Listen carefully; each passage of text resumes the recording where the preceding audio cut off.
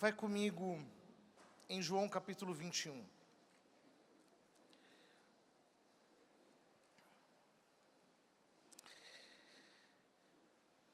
Essa é a conclusão do Evangelho de São João. Aquilo que nós chamamos de epílogo. O Evangelho de São João tem um prólogo, que é aquele texto maravilhoso que fala sobre a encarnação do Verbo. E ele se conclui com um epílogo, que é uma aparição de Cristo, que o evangelista quer marcar porque ele tem algo essencial a nos dizer. O texto diz que os discípulos estavam no mar da Galileia. Eles foram pescar. Então acontece que Pedro os convida, eles vão, e na manhã cedinho, quando eles tinham feito uma noite vã, não tinham conseguido pescar nada, o evangelista diz, pela manhã Jesus estava na praia, mas os discípulos não sabiam que era Jesus. Por que eles não sabiam que era Jesus? Por causa da ressurreição. O corpo glorificado de Cristo, sem as marcas do tempo, não era reconhecível facilmente. Eu me lembro quando eu era jovenzinho, uma pessoa do meu relacionamento foi ser convidada para ser madrinha de casamento. Quando eu cheguei no casamento e ela veio me cumprimentar, eu não a conheci. Porque ela estava maquiada e sem maquiagem era outra pessoa.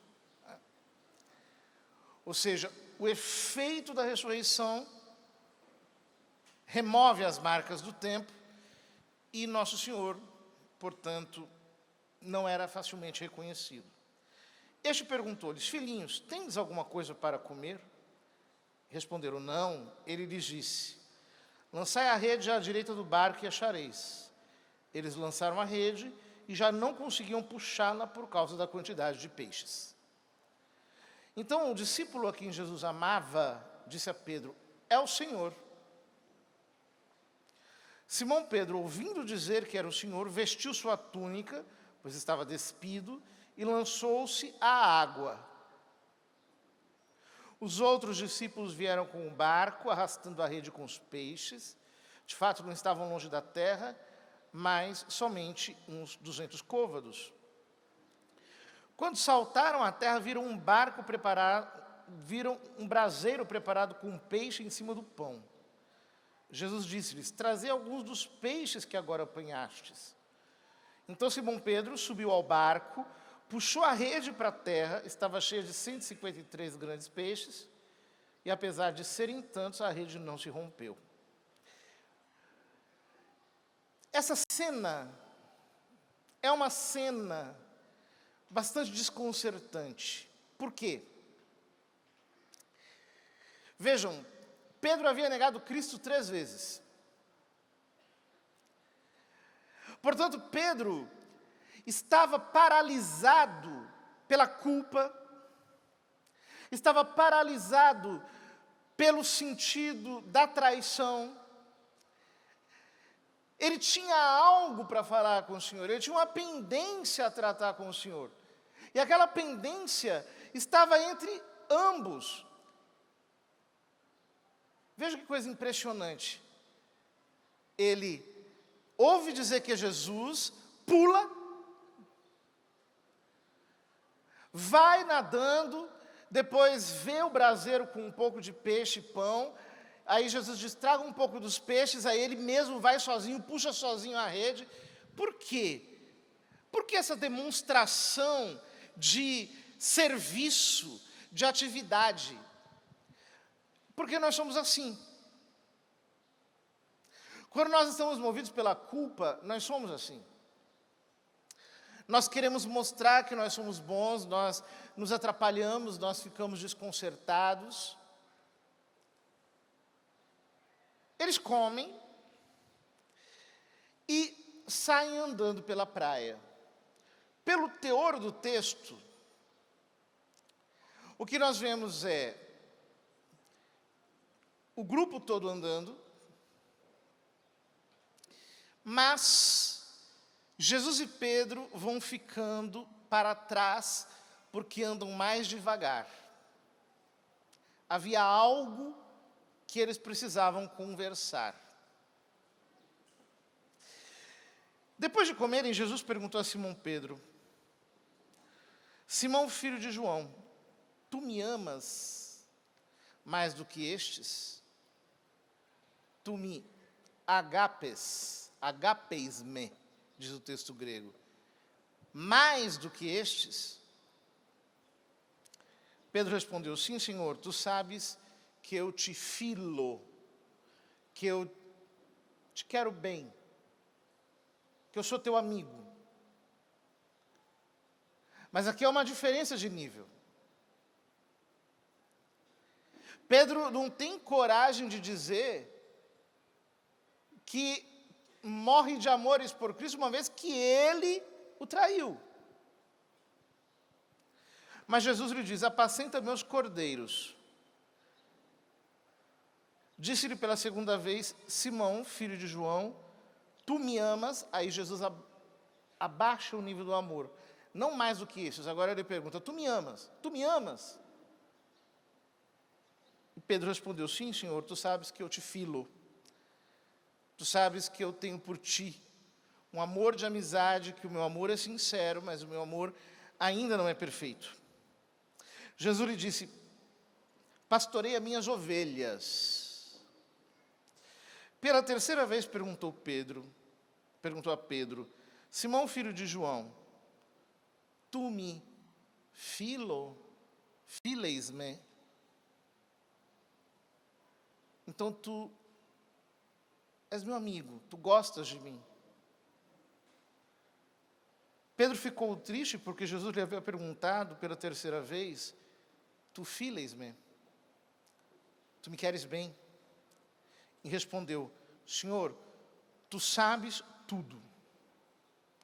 Tu sabes que eu filo-te.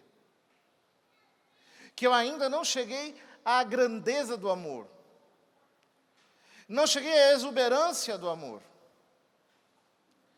Mas o meu amor, apesar de ser pequeno, imperfeito, apesar de ainda estar movido por características humanas, é sincero, é verdadeiro. Vejam, queridos irmãos, o que São João quer mostrar aqui, nesse texto, no epílogo do Evangelho, ele termina o Evangelho, depois faz um epílogo, é a importância que o ágape de Jesus Cristo tem para nós. O amor é a linfa vital da igreja. O amor, o ágape, é a substância que nos une. E esse amor não é um amor humano, não é um amor terreno, é um amor divino. O ágape do Novo Testamento não tem nada a ver com o que as pessoas acham que é amor. Hoje em dia a palavra amor está tão inflacionada, as pessoas inclusive a usam contra o Evangelho, dizendo, por exemplo, Jesus pregava o amor, portanto, vocês não podem dizer que uma pessoa é pecadora, etc, etc. Hoje em dia é uma compreensão errada do amor, de um amor horizontal, um amor naturalista, um amor humano. E o pior é que muitas vezes o que vincula uma pessoa à igreja é o amor humano. No sentido de que ela gosta de estar ali, ela gosta das pessoas que estão ali, e se ela se decepciona, ela se afasta, ela encontra motivos para sair, ou ela fica menos entusiasmada, ela fica menos entregue. Às vezes ela gosta de Jesus, gosta da igreja, por razões humanas. É um amor de Filadelfia, é um amor fraterno, Mas não é o ágape do Evangelho. O ágape do Evangelho é o amor divino mesmo. É o amor que é Deus. Quando São João diz a sua primeira epístola, Deus é amor.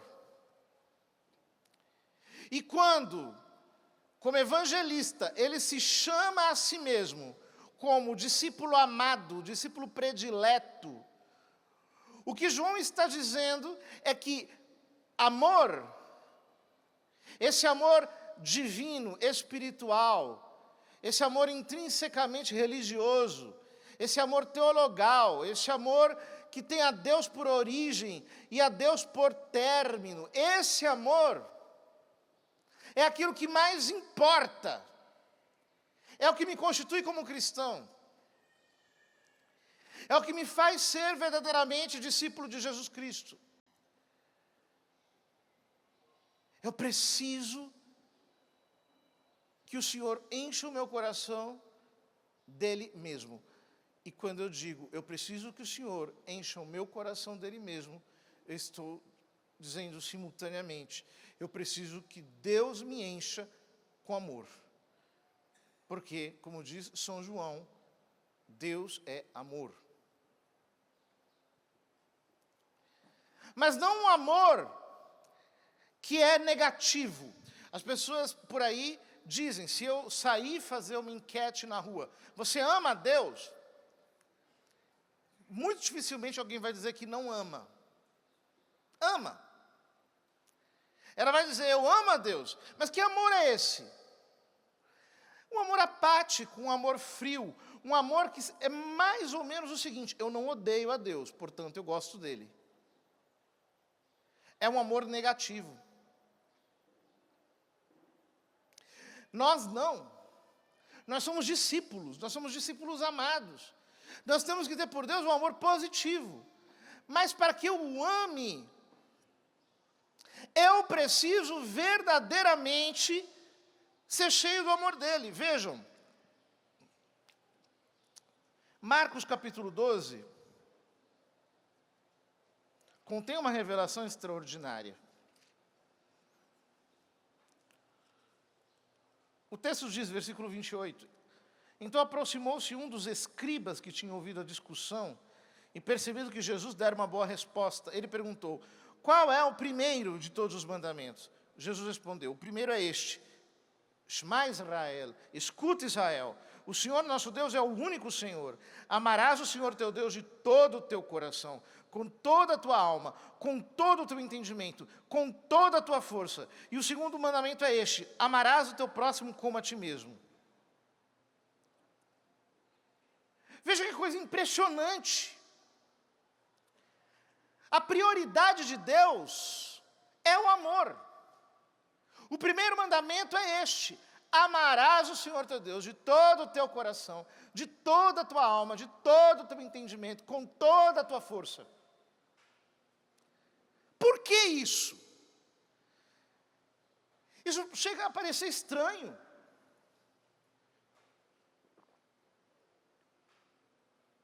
Por que Deus está tão interessado em amor?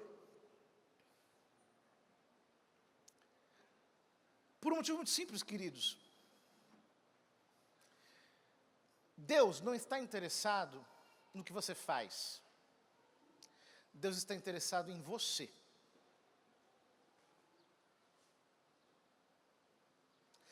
Entender isso é conhecer quem Ele é.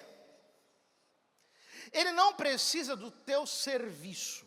Quando Jesus diz à samaritana, Deus procura adoradores que o adorem em espírito e verdade. Notem, ele não diz que Deus procura adoração. Ele diz que Deus procura adoradores. Por quê? Há uma diferença grande nisso. Adoração, Deus já tem adoração perfeita no céu. Ele já tem milhares e milhares de anjos que o servem, que o adoram, que o louvam. Ele não precisa de adoração. Mas Ele quer adoradores. Ele quer você. Ele quer a você, Ele está interessado em você. Ele está interessado na sua vida. Porque amor não é algo que Deus faz, não é algo que Deus tem. Amor é quem Deus é. Essa é a identidade de Deus. Portanto, quando você entende que o que Deus quer de você não é que você seja um Pedro desconcertado, que pula do barco, sai nadando, chega na praia, vê a coisa, escuta uma ordem, volta, pega a rede, tenta puxar sozinho, está todo voluntarioso. Você precisa entender que o que Deus, na verdade, está procurando é isso. Pedro, tu me amas? Tu me amas? É Deus que está perguntando para você, tu me amas? Olha para esse universo. Olha para esse mundo, a sua imensidão, a imensidão das galáxias. Os cientistas dizem que não é possível saber exatamente o tamanho do universo, porque ele se expande, ele está em contínua e acelerada expansão. As distâncias interestelares são tão grandes que a física atual, alguns físicos atuais dizem que a velocidade com a qual o universo se expande é maior do que a velocidade da luz. Ou seja, é algo incomensurável para nós. Por que o universo é tão grande assim? Porque o amor de Deus não cabe. Ele transborda sempre mais. O amor de Deus não tem nenhum limite. Ele sempre está mais longe. Ele sempre está mais aquém, mais além. Ele sempre está para além da divisa daquilo que eu posso enxergar. E esse amor extraordinário, não de Deus, mas que é Deus, esse amor de Deus está mirando na tua cabeça, no teu coração. Deus tem uma mira de amor. E você é objeto pessoal do amor de Deus. Você faz diferença para Ele. Quando você levanta a tua voz e fala com Ele, a tua voz, o timbre da tua voz, faz diferença para Ele. Quando você conversa com Ele, quando você canta, por mais que a sua voz não seja lá grande coisa, para Ele, isso faz diferença. Porque Ele está interessado em você. Ele ama você com um amor eterno, imutável, incomensurável. Você pode estar nas alturas mais extraordinárias do Everest, ou nos abismos mais profundos do oceano. Deus te ama de uma maneira irrefreável. Algumas pessoas acham que o pecado é capaz de mudar isso. Mas não é. Porque o amor de Deus é um amor obstinado. É um amor completamente incontrolável, imparável, muito mais incontrolável que qualquer força da natureza. Você não consegue parar um furacão, você não consegue deter uma enchente. Esses dias uma pessoa me contava que estava nessas chuvas aí no carro, num lugar, de repente chegou a enchente, ela tentou sair do carro, foi levada pela correnteza, tiveram que salvá-la, por quê?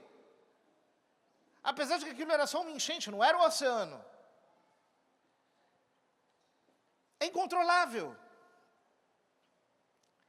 O amor de Deus por você é assim. Deus te ama com amor incontrolável. Ah, mas eu pequei. Ah, mas eu não sou perfeito. Ah, mas eu tenho apenas por Ele um amor assim, pequenininho. Vamos aumentar esse amor? Sim.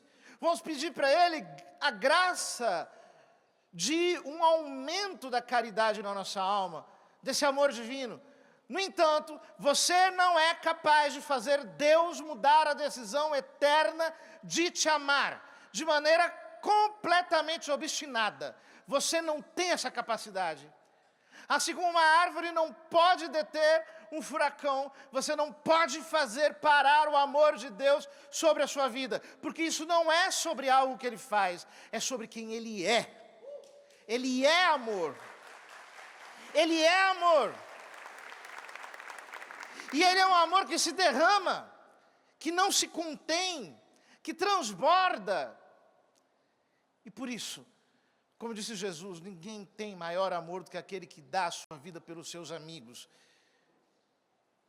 Ele deu a sua vida por nós, Ele dá a sua vida por nós todos os dias na Santa Missa. Ele entrega a sua vida por nós no sacrifício do Calvário. Todos os dias renovado sobre os nossos altares. Ele nos ama com um amor que não pode ser minimamente alterado. E o que Ele espera de nós é que nós acolhamos o seu amor e o amemos, até que o amor se transforme na nossa identidade.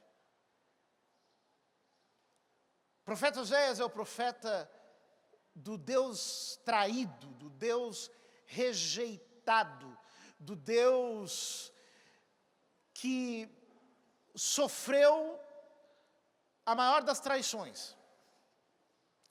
Ele mesmo se casou com uma prostituta chamada Gomer, para que no seu casamento fosse retratado o amor desprezado de Deus por Israel. E lá no capítulo 11 da sua profecia, o profeta Oséias diz algo impressionante. Quando Israel era um menino, eu o amei, e do Egito chamei o meu filho.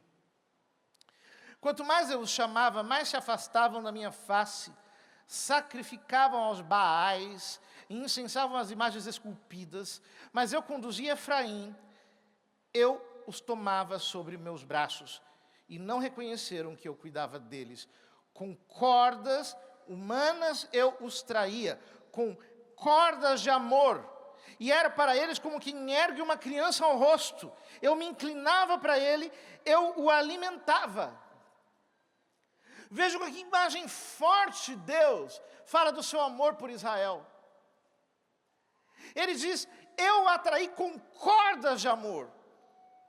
Eu não quis atrair você com a chibata de um soberano cruel que promete 1001 tormentos e castigos, não.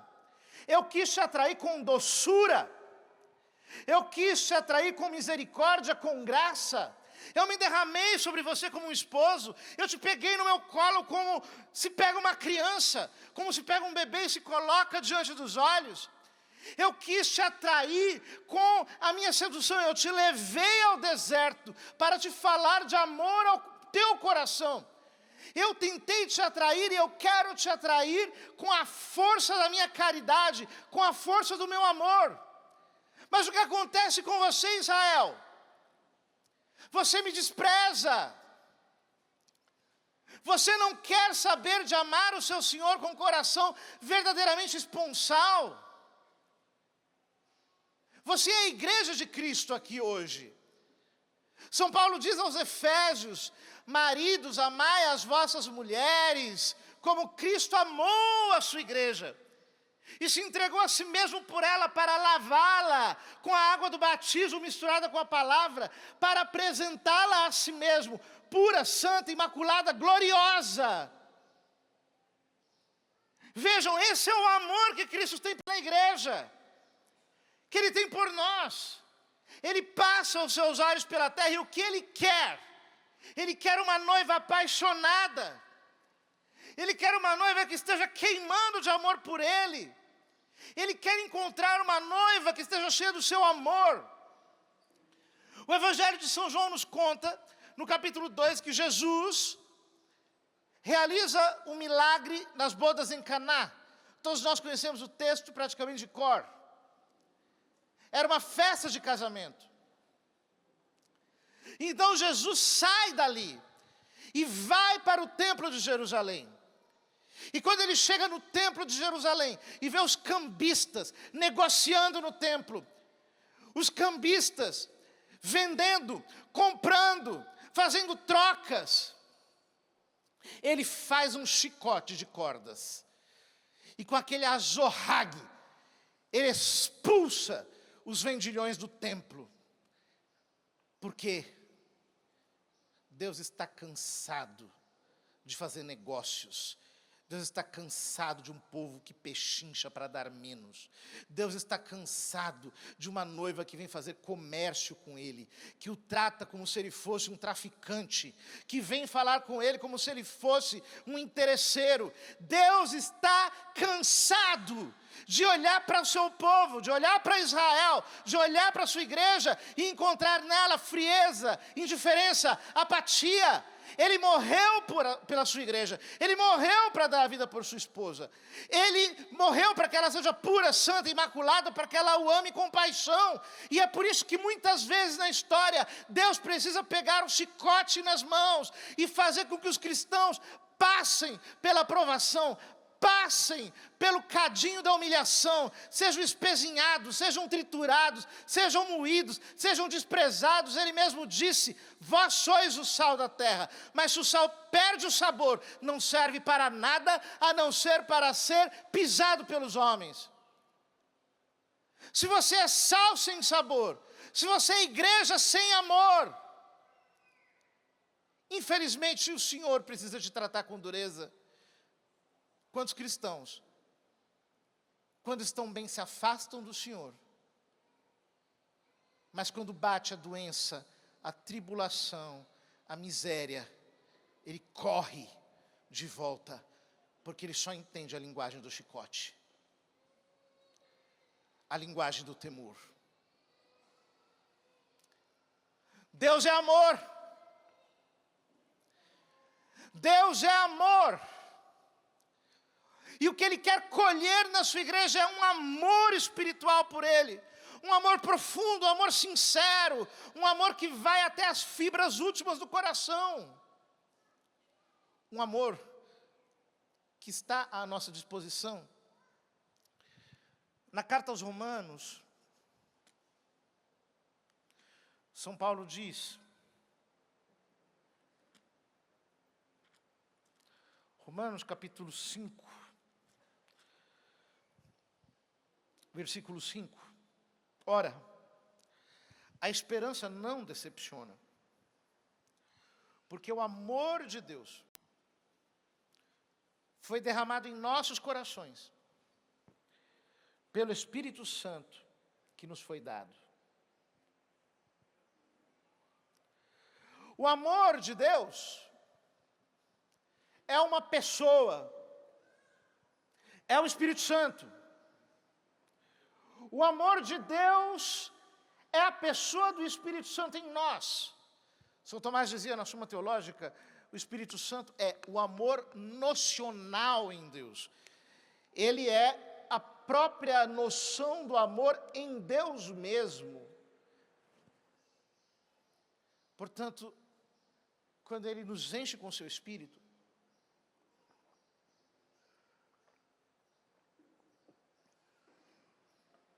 Ele nos enche com o seu amor. Ele nos abraça por dentro. Ele nos envolve. Ele nos preenche. Ele nos enche com a sua caridade. É por isso que São Paulo diz aos Colossenses algo que me parece extraordinário. Ele diz: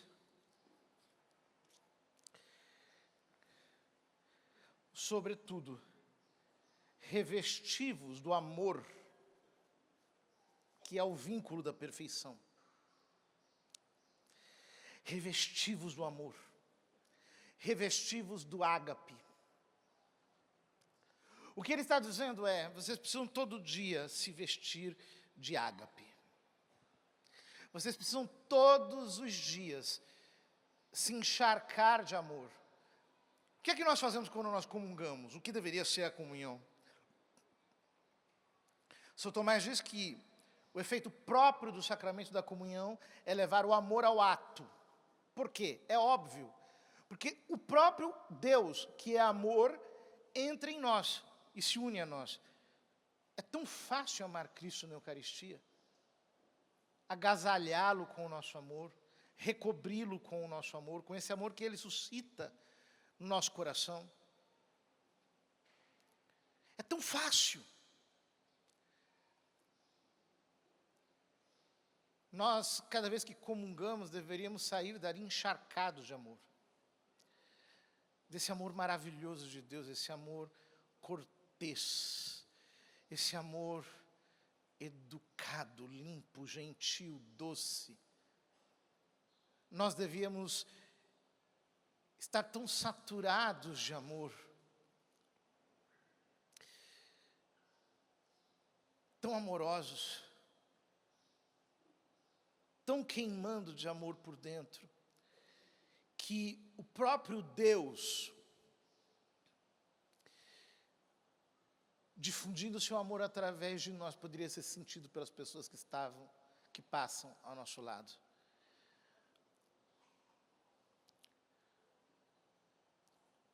Contam que o imperador Santo Henrique, quando ia visitar o Santíssimo Sacramento no meio do inverno, a sua temperatura corporal aumentava tanto que o seu acompanhante, o seu empregado, ia pisando sobre as suas pisadas para se esquentar com o calor que ele deixava enquanto caminhava. São Filipe Neri, quando recebeu o seu batismo de amor, se não me engano, na catacumba de São Sebastião, ele ficou tão tomado de amor que ele não conseguia mais segurar a batina, ele teve que abrir a gola da batina e ficava com a camisa do lado de fora, porque a sua temperatura corporal mudava, era muito forte. Ele era todo vermelho de tanto sangue que o seu coração produzia. Depois que ele morreu, viram que o seu coração batia com tanta força por causa daquele amor, que os seus ossos foram deformados, se alargaram. Isso não é uma teoria, não é uma elucubração, isso é uma realidade. Será que nós temos coragem de dizer ao Senhor: Senhor, eu sou a tua igreja, eu estou aqui simplesmente para te amar, não quero mais nada. Eu estou aqui simplesmente para estar contigo, mais nada. Eu quero passar um tempo contigo em oração. Eu quero ficar aqui, a sós contigo, para tocar sentimentos de amor por ti, para exprimir, de alguma maneira, a realidade do amor que está em nós, que vem de ti para mim, e que eu quero que vá de mim para ti, alterado pela minha tonalidade, pela minha diferença cromática. Senhor, eu estou aqui simplesmente porque eu quero saborear o teu amor, porque eu quero entregar o meu amor a ti. Eu quero, como os discípulos de Emaús, poder dizer: não ardia o nosso coração enquanto ele nos falava pelo caminho, nos explicava as Escrituras. Eu quero que o meu coração queime. Eu quero que o meu coração arda. Eu quero que o meu coração fique verdadeiramente como uma chama. Dizem que o turíbulo que o sacerdote usa na celebração da missa é uma imagem do coração. Esse coração, quando está em brasa,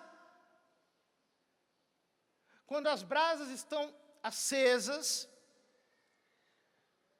ele recebe o incenso e a oração sobe pesada, sobe densa, não sobe rápida, ela sobe carregada.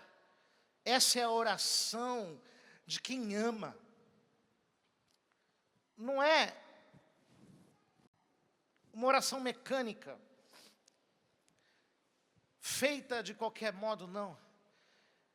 É uma oração que sobe, sobe, sobe. Você pode todo dia se encharcar de amor. Você pode todo dia se encher de amor. Você pode todo dia receber amor de Deus. Você pode todo dia ser embebido do amor de Deus. Note. Quando São Paulo escreve aos Coríntios, ele escreve o capítulo 12, no qual ele fala sobre os carismas. Depois vem o capítulo 14, em que ele explica melhor o dom de profecia, na sua relação com o dom das línguas. Mas entre o capítulo 12 e o capítulo 14, tem o capítulo 13. O capítulo 13 é o capítulo no qual ele fala sobre o amor. Como que dizendo, vocês podem ter todos os carismas. Aliás, ele diz ex professo no capítulo 13. Vocês podem ter línguas, profecias, vocês podem ter todos os dons. Se não tiverem amor, isso e nada é a mesma coisa. Não adianta você expulsar demônios, você dizer 1001 palavras proféticas, aquilo que você disser na sua boca se cumprir. Não interessa se a sua voz é maravilhosa, se você sabe falar bem, não interessa. Se você não ama, se você não tem um amor verdadeiro, sincero, um amor que queima pelo Senhor, isso é nada. A novidade, a boa nova, a boa notícia, é que Ele está aqui, Ele quer te encher de amor. Ele está disposto a fazer com que o seu ser seja saturado pelo amor dEle. É tudo o que Ele quer. Você não precisa convencer a Deus de te amar. Você só precisa entrar no entendimento do seu amor. Quando Jesus diz, de tal modo Deus amou o mundo, amou o cosmos, que enviou seu Filho unigênito para que todo que nele creia não pereça, mas tenha a vida eterna. Ele está nos mostrando que eu preciso crer no fato de que Deus amou tanto o mundo. É um exercício de fé. Eu tenho que me render e dizer, Senhor, eu creio no teu amor. Eu creio que o Senhor me ama mesmo. E que por mais que eu ame o Senhor sempre vai me amar mais. O seu amor sempre vai me vencer. E eu tenho todo o prazer de diariamente ser derrotado pela força, pela violência do seu amor. Jesus diz que o reino dos céus pertence aos violentos, ou seja, aqueles que amam de maneira violenta, aqueles que agarram o amor de maneira violenta, aqueles que se prendem ao Senhor de maneira decidida, corajosa, como dizia Santa Teresa d'Ávila, com determinação, com uma fé agressiva, que pula sobre o Senhor para desfrutar do seu amor com toda exuberância. Eu preciso fazer isso, porque quando eu faço isso, a minha vida é transformada. Eu queria terminar lendo alguns pequenos testemunhos de algumas pessoas que foram cheias do amor divino.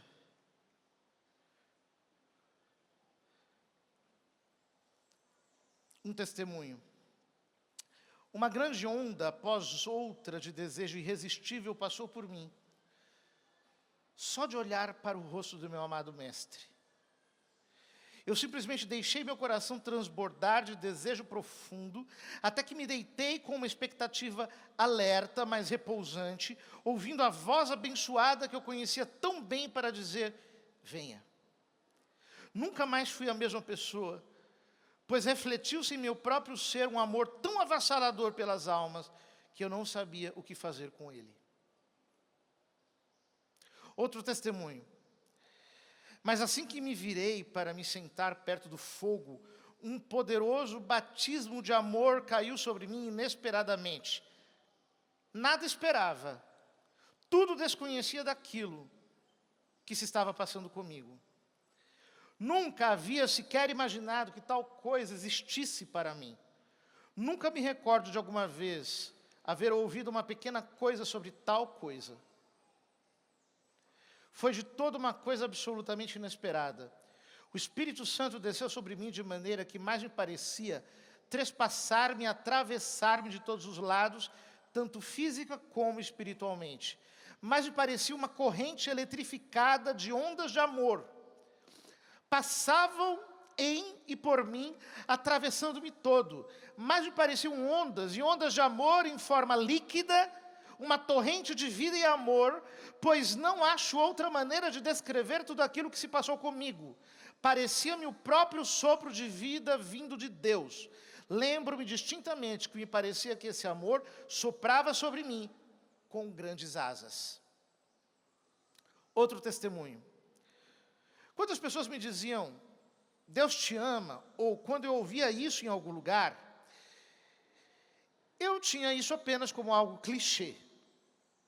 Não é que eu não acreditasse, é que na verdade era frase tão comum que era meio normal. Ah, Deus me ama, ok. Mas, mesmo eu já sendo convertida, isso era algo muito abstrato, como um conceito filosófico, que eu não podia compreender e tocar, e ficava me esforçando para alcançar ou sentir esse amor. Na verdade, eu acho que não acreditava de verdade, eu tentava acreditar. E isso é bem diferente. Mas então, um belo dia, eu estava numa igreja, ouvindo uma pregação, na qual o pregador dizia o seguinte: para que você foi criado? Você foi criado porque Deus é amor. Foi então que eu comecei a sentir algo diferente, uma sensação maravilhosa. Era o amor como uma água se movendo dentro de mim, como um líquido. E como ondas percorria o meu corpo por inteiro. Estava impregnado em cada célula do meu corpo. Escorria pelas minhas mãos, era uma sensação inexplicável. Uma mistura de paz, segurança, tranquilidade, comoção, alegria, vontade de abraçar todo mundo, vontade de gritar de alegria, de dançar, de cantar. Era a vida dentro de mim. Como se não existisse nada além daquilo. Era o amor puro passando por todo o meu ser. Mesmo com todas essas palavras, ainda não consigo explicar o que eu senti. Eu quis ler esses testemunhos para que você percebesse que nós não estamos falando de coisas abstratas, nem de conceitos filosóficos, mas de uma realidade que agora mesmo quer te inundar, que quer transbordar em você, que quer explodir dentro do seu coração. Uma realidade que quer te reconciliar definitivamente, que quer te transformar, para que você não seja mais a mesma pessoa. A nossa identidade como cristãos deveria ser esta: estes são aqueles que amam. Estes são aqueles que são cheios de amor. Ser cristão deveria ser sinônimo de ser amoroso. Ser cristão devia ser sinônimo de estar encharcado de caridade, de estar penetrado pelo Espírito do amor divino de tal modo que ele não tem mais carência de coisa alguma, porque quando ele se sente carente, ele vai e se derrama na presença de Deus, e a presença de Deus se derrama sobre ele derrama o seu amor aos pés do Senhor, e o Senhor derrama o seu amor sobre ele. Nós deveríamos de tal modo estar impactados pelo amor do Senhor, que a nossa vida fosse completamente preenchida por Ele, sem nenhum intervalo. Essa é a minha oração nessa manhã. Essa é a minha oração. Eu quero que você fique encharcado do amor divino. que a realidade do amor de Deus se revele a você. De uma maneira inédita, como até hoje você nunca conheceu. Amor é envolvimento. Pode ficar em pé. Amor é envolvimento. Amor não é algo que você analisa. Digamos que você esteja apaixonado. Você sabe quantas bactérias tem na nossa boca? Infinitas, né? Infinitas não, mas muita. Tem muita bactéria. Por que você, quando está apaixonado, beija a boca de alguém? Porque você não para pensar. Você não para analisar. Você simplesmente se envolve com o amor dessa pessoa. É só o que você tem que fazer agora, nessa manhã. Se envolver com o amor de Deus. Se envolver agora mesmo com o amor de Deus. Mesmo você que está em casa nos acompanhando, você pode aí onde você está, se envolver com o amor de Deus. O amor de Deus está aí, Ele está em cada átomo do teu ser. O amor de Deus está em cada partícula do ar, da atmosfera em que você se encontra. O amor de Deus, com um peso, cai sobre você e te envolve. Envolva-se com Ele. É só o que Ele quer. Ele está dizendo: escuta, Israel, escuta, ama o Senhor teu Deus de todo o teu coração, de toda a tua alma, com todas as tuas forças, ama, envolva-se com esse amor apaixonado dEle, esse amor obstinado, que não pede nada em troca a não ser amor, a não ser mais e mais e mais amor. Ele passa por você te envolvendo com as cordas do seu amor, te atraindo, te seduzindo, te levando para o deserto, para esse lugar em que você está sozinho com Ele, só para te amar, para se derramar sobre a sua vida. Você pode simplesmente receber o amor do Senhor nessa hora e se envolver com Ele, como uma igreja inteiramente apaixonada, fascinada, completamente fascinada por quem Ele é. Seja impactado por Ele. Eu quero que você fique assombrado com o amor de Deus. Eu quero que um maravilhamento tome conta do seu coração, de tal modo que nada em você haja que se evada da força, do peso desse amor. É só você se envolver. É simples. Envolva-se. Envolva-se. Envolva-se.